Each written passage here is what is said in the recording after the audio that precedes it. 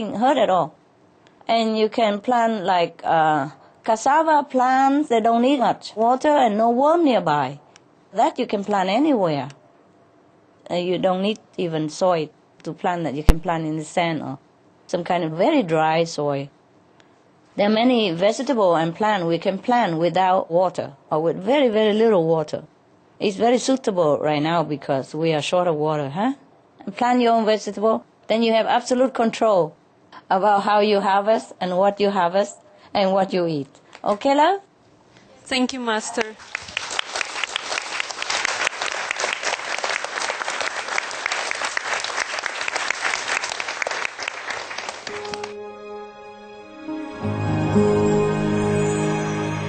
Vegetarianism and religions.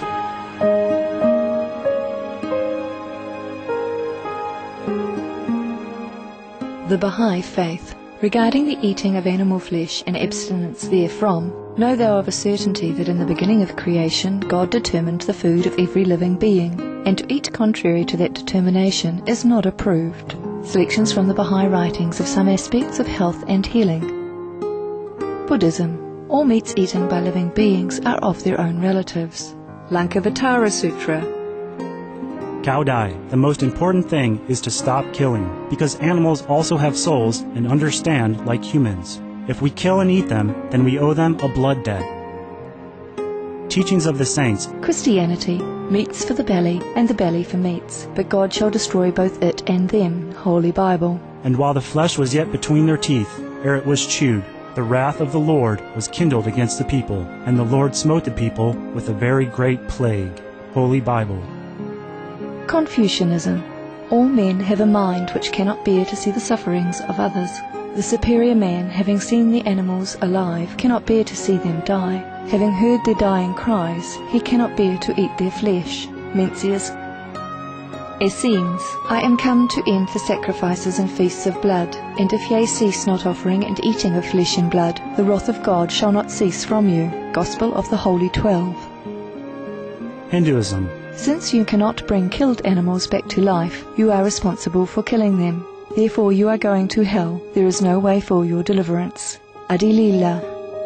He who desires to augment his own flesh by eating the flesh of other creatures lives in misery in whatever species he may take his birth.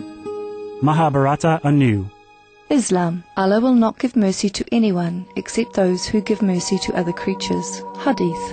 Do not allow your stomachs to become graveyards of animals. Hadith. Jainism. A true monk should not accept such food and drink as has been especially prepared for him involving the slaughter of living beings. Sutra Kritanga. Judaism. And whatsoever man there be of the house of Israel, or of the strangers that sojourn among you, that eateth any manner of blood, I will even set my face against that soul that eateth blood, and will cut him off from among his people. Holy Bible.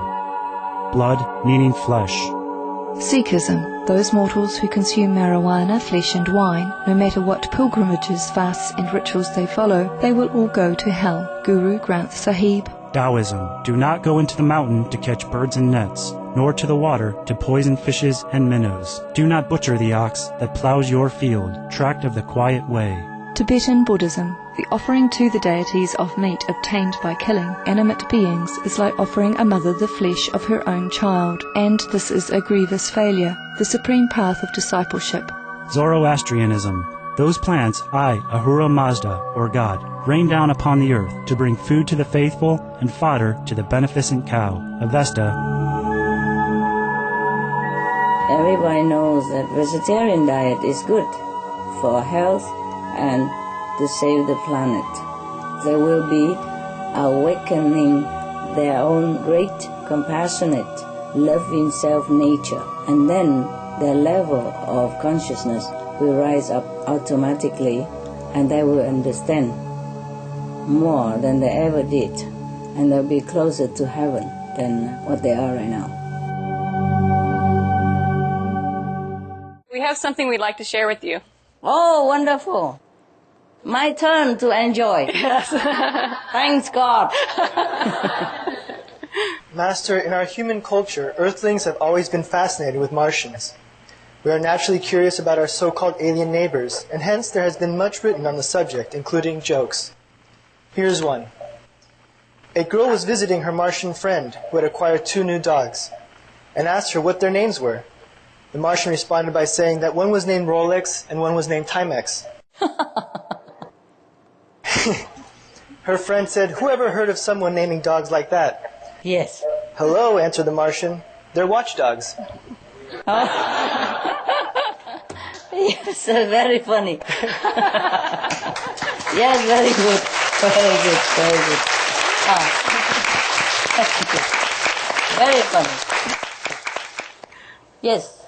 Master, to conclude today's amazing conference, we would like to invite Master to share some more of your words of wisdom and advice for us and the world.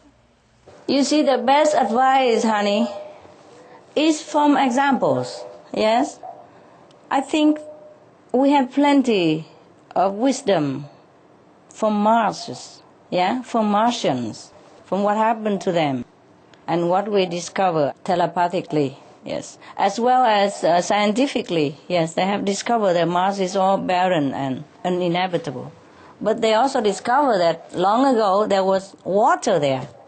Water means life supporting. So what have happened to all these bodies of waters? You see? That is a very, very important question for us. So from Mars we can learn to prevent, such disaster, that it might not ever happen to our planet. So my advice is just look to Mars and don't forget. Don't forget that we have a very beautiful home here for us and for our children. And for grandchildren, great-great-grandchildren, it's a beautiful place, physically speaking. And it has all conditions to sustain life. And it offers us so much. So much fun, so much beauty, so much love. And even though it's a temporary home, but it's a very good home for practicing spiritually, for rekindle our wisdom within, and for practicing to be, a higher, nobler being. So it's a nice place to sojourn for, as long as our time permits, at least to develop spiritually. Or if not, just enjoy it. Just enjoy the scenery, enjoy what we have here. We have exquisite flowers, yes. We have exotic birds. We have incredible animals. We have amazing trees, mountains, and great bodies of water, which sustain so much life and energies and nourishing all beings. And it's such a beautiful place. You would just walk out everywhere and look at the trees. Imagine one day they're all gone. And smell the flowers quick before maybe they'll be gone soon. Touch the grass because maybe they'll be also gone soon. Imagine